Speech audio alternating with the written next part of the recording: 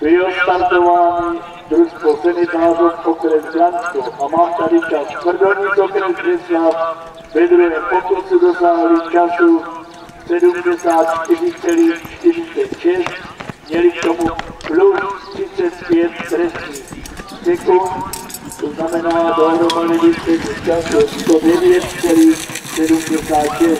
Je to lepší čas z prvního pokusu, tento se bude započítávat.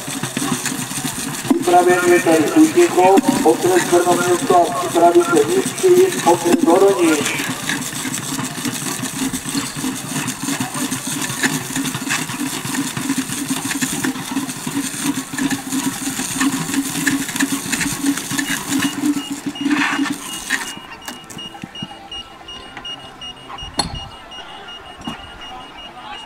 Oh.